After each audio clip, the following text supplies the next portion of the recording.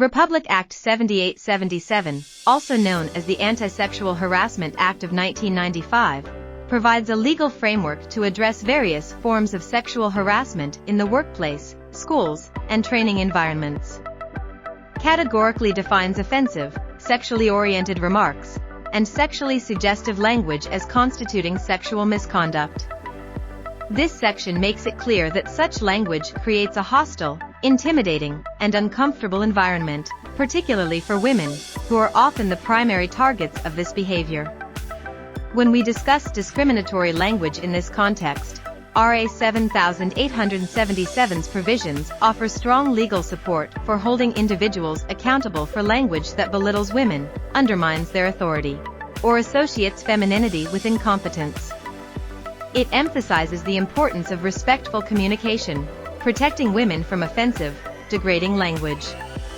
The law not only condemns blatant sexual misconduct but also reinforces the need for respectful, non-discriminatory communication in professional and educational spaces. This legal backing is critical in enforcing gender-fair language policies in schools and workplaces, ensuring environments are conducive to equality. For example, sexist language like calling female students or employees girls, using diminutive names such as sweetheart or honey, or referring to women in professional settings with demeaning terms, e.g. hysterical or shrill, can create a demeaning atmosphere, which this law aims to prevent. These actions can be legally challenged as they violate both ethical and professional conduct. Adopting gender-fair language within schools and universities is vital in combating sexism and promoting inclusivity. Research shows that linguistic patterns shape social perceptions, making the implementation of gender-fair language crucial for building equitable environments in education. Use of neutral terminology, language shapes the perception of gender roles.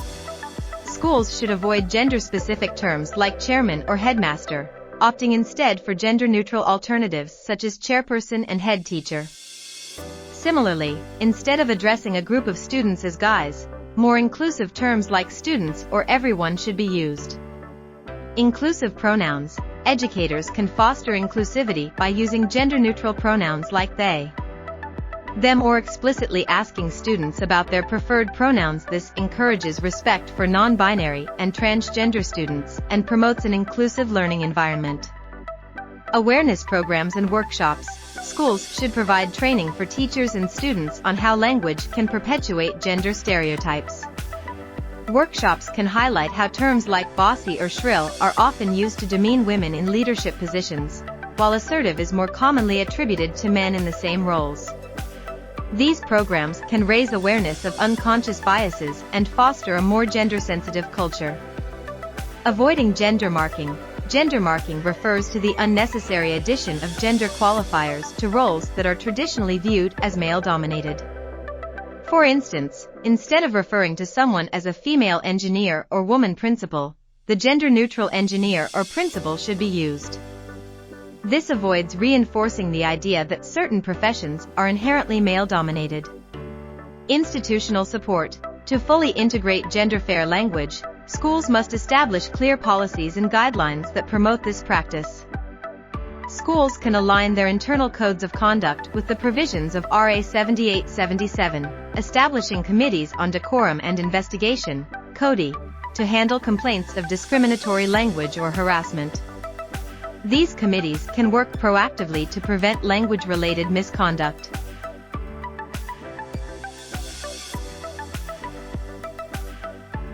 Globally, educational institutions are increasingly adopting gender-fair language policies as part of broader diversity and inclusivity efforts. Many universities and schools are transitioning away from traditionally gendered terms like freshman and headmistress to neutral terms like first-year students and head teacher. Progressive institutions are also revising curricula and communication practices to incorporate non-binary and transgender identities. In a recent case in the UK, schools replaced titles like Mr. and Mrs. with MX. To respect individuals who do not identify with traditional gender binaries. Similar trends are being seen in the US, where some schools now require teachers to respect students' chosen pronouns, ensuring that communication is not only gender inclusive but respectful of each individual's identity. Discriminatory language serves as one of the primary vehicles through which gender stereotypes and social hierarchies are maintained. Certain linguistic structures reinforce the marginalization of women by rendering them invisible or trivializing their contributions. One example is androcentric language, where men are seen as the default. Phrases like mankind and chairman are examples where male-centric terms are used to describe all people, subtly excluding women from the narrative. This reinforces societal perceptions that men dominate public life and professional spaces. Sexist language. Common phrases often trivialize or demean women by focusing on their appearance, emotionality, or domestic roles rather than their professional competence. Terms like hysterical are often used to undermine women's credibility. Derogatory labels. Women in positions of authority or leadership often face terms like bossy or aggressive, where similar behavior from men would be labeled as assertive or confident. These labels perpetuate the idea that women who are assertive are somehow acting against their nature. Gender-fair language seeks to dismantle these structures of bias by replacing outdated and sexist terms with neutral, inclusive alternatives. Examples include using spokesperson instead of spokesman and police officer instead of policeman. This practice not only ensures inclusivity but also contributes to shifting cultural perceptions of gender roles. It is essential in all areas of communication, academic, professional, and social, to actively avoid language that reinforces stereotypes or marginalizes any gender. In educational settings, the consistent use of gender-fair language can significantly impact the development of students' gender perceptions and contribute to long-term cultural change. Replace gender-specific terms with neutral ones, such as firefighter instead of fireman. Avoid unnecessary gender markers when discussing professions or achievements, and use inclusive pronouns whenever appropriate. Teach about the impact of language through awareness programs that highlight how seemingly neutral terms can carry gender bias, thus encouraging a shift toward more inclusive communication. By addressing discriminatory language and actively promoting gender-fair practices, educational institutions can play a pivotal role in advancing gender equality and ensuring that all students, regardless of gender identity, feel respected and included. Discrimination against women manifests in various sectors of society, hindering not only individual progress but also national development. By understanding these challenges, we can address them more effectively, creating a more equitable world for all genders. One of the most persistent forms of gender-based discrimination occurs in the workplace. Women, globally and in the Philippines, face challenges such as the gender pay gap, underrepresentation in leadership positions, and the glass ceiling. According to the International Labour Organization, ILO, the global gender pay gap is around 23%, meaning women earn on average 23% less than men for the same work. In the Philippines, women earn approximately 20% less than their male counterparts in academic settings. Female educators often face similar disparities.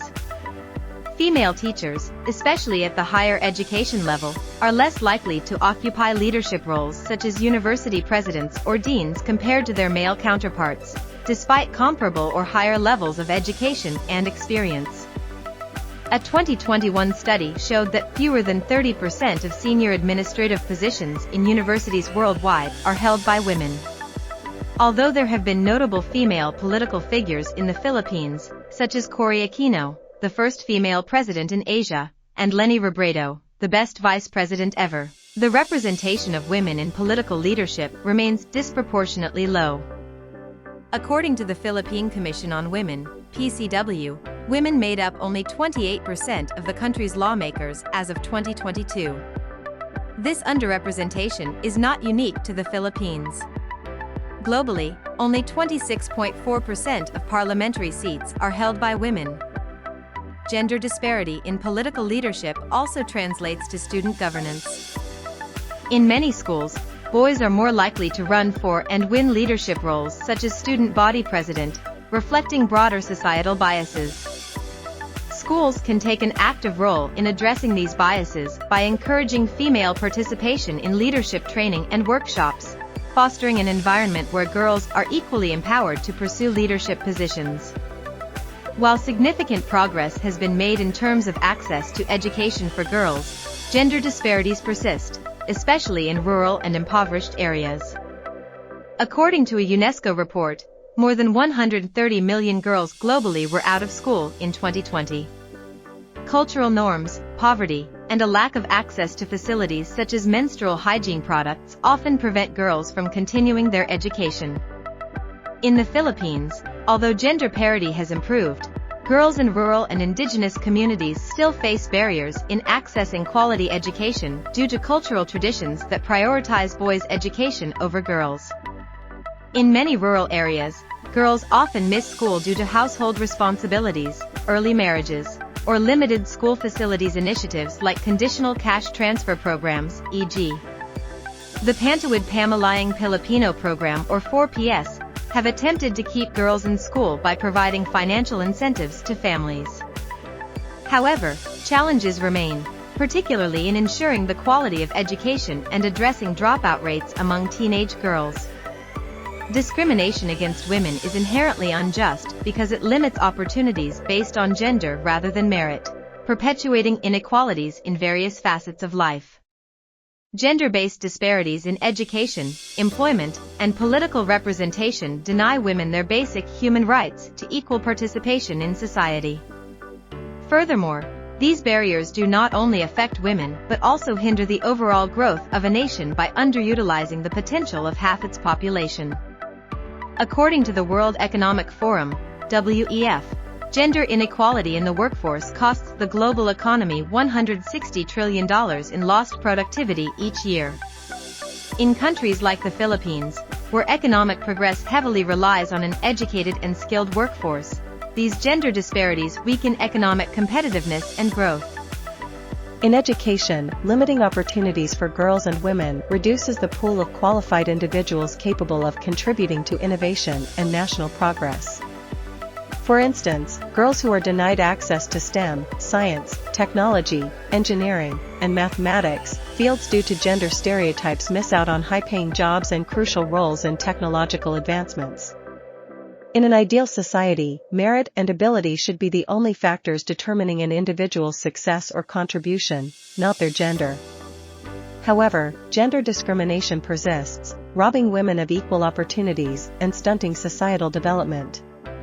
By addressing these issues, societies can ensure that all individuals, regardless of gender, have the chance to participate fully in shaping their futures. Schools play a critical role in this transformation by adopting gender-sensitive policies, promoting gender equity in leadership roles, and actively working against biases in curriculum and student activities. Schools can reduce gender disparities by ensuring that their curriculums reflect diverse and non-stereotypical representations of both genders. Subjects such as STEM should actively encourage participation from female students by providing role models, mentorship programs, and highlighting the contributions of women in these fields. Educational institutions can create programs that specifically support and promote female leadership. Student council elections can be structured to ensure equitable representation, while leadership workshops can empower girls to take on more visible roles in school governance. Schools can implement mentorship programs where female students are paired with female professionals from various sectors, helping them overcome societal stereotypes and providing guidance on navigating gender-related challenges in their chosen careers.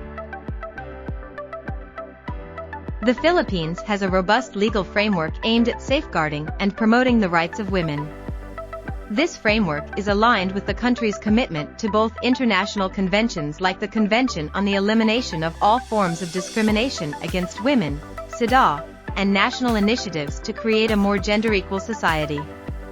Here is a comprehensive discussion of 3 important laws designed to protect and empower women. The Magna Carta of Women is a landmark piece of legislation that serves as a comprehensive human rights law for Filipino women. Passed in 2009, it mandates the protection and promotion of women's rights across various sectors, particularly in areas where they are most vulnerable, such as employment, education, healthcare, and political participation. It prohibits discrimination on the basis of gender, ensuring equal access to opportunities in education, employment, and participation in governance. In education, this has led to initiatives to encourage girls' participation in traditionally male-dominated fields like STEM, science, technology, engineering, and mathematics. Women are guaranteed access to services like healthcare, family planning, and housing, especially for marginalized groups such as Indigenous women and women with disabilities.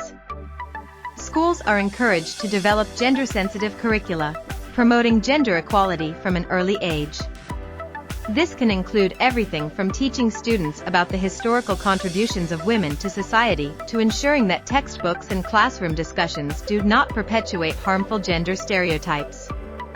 The law supports the development of programs that ensure equal access to higher education for women, particularly those from rural areas. The law also mandates that schools provide gender-sensitive facilities and protocols, such as lactation rooms for student mothers and policies against sexual harassment on campus. The Anti-Violence Against Women and Their Children (VAWC) Act, passed in 2004, addresses various forms of violence committed against women and their children, such as physical, emotional, psychological, and economic abuse. The law not only provides legal recourse for victims, but also offers support services such as temporary shelters and legal counseling. The law punishes both direct violence, physical harm, and indirect forms of abuse, such as economic deprivation and psychological manipulation. Women and children who experience abuse can seek protection orders from local courts, which can mandate the removal of the abuser from the home, among other safety measures. Victims are entitled to support from local government units, LGUs, and non-government organizations, NGOs, to ensure they receive legal assistance, counseling, and temporary shelter. Schools play a critical role in protecting children and female students from abuse. Under the law, educational institutions are required to report cases of domestic violence and abuse. Additionally, teachers are often trained to recognize signs of abuse and trauma in students, ensuring that support is provided promptly. The Safe Spaces Act, more commonly known as the Ball-Bastos Law, was passed in 2019 to address issues of sexual harassment in both public and private spaces. The law is unique in that it extends protection beyond workplaces to include streets, schools, public transportation, and even online spaces. This includes catcalling, wolf whistling, unwanted sexual remarks, and even stalking, whether it happens in public spaces or online. Schools, universities, and other educational institutions are required to adopt measures to prevent and address incidents of sexual harassment. This includes establishing committees on decorum and investigation that are tasked with handling complaints from students and staff. With the rise of cyberbullying and harassment on social media platforms, this law provides much-needed protection for women from sexual harassment that happens online, ensuring that violators can be prosecuted. The Safe Spaces Act requires educational institutions to implement comprehensive anti-harassment policies. For instance, universities are mandated to provide gender sensitivity training for faculty and students and to establish clear reporting mechanisms for cases of sexual misconduct within campuses. With the law's extension to online spaces, educational institutions must also take action on cases of cyberbullying or online sexual harassment. Institutional mechanisms. The enforcement of these laws is supported by several institutional mechanisms aimed at promoting gender equality and ensuring the effective implementation of women's rights. The PCW is the lead government agency tasked with promoting women's empowerment and advocating for gender equality. It plays a crucial role in ensuring that laws like the Magna Carta of Women and RA 9262 are implemented correctly. It also monitors government agencies' compliance with gender-responsive policies. At the grassroots level, Barangay VAW desks serve as the frontline mechanism for addressing violence against women. These desks are equipped to provide immediate support, such as counseling and referrals, to women who experience abuse. The establishment of these desks ensures that even in rural areas, women have access to essential services and protection. Schools often collaborate with VAW desks when incidents of violence or harassment involve students or staff, ensuring that victims receive the necessary support and guidance. Moreover, the presence of VAW desks in barangays enhances community awareness, educating parents and local residents on the importance of preventing violence against women and children. Under the GAD budget, all government agencies, including schools and educational institutions, are required to allocate at least 5% of their total budget for gender-responsive programs. This funding can support initiatives such as gender sensitivity training, the development of gender-sensitive curricula, and the implementation of anti-harassment policies in schools. The GAD budget in schools can be used to fund activities such as workshops on gender sensitivity for teachers and students, support for women in STEM, and the creation of facilities that promote the well-being of female students, such as health and counseling services. In the educational sector, these laws provide a framework for schools to create safe, inclusive, and gender-sensitive environments. By continuing to implement and advocate for these legal protections, we can ensure that women are given equal opportunities and protection from violence, harassment, and discrimination.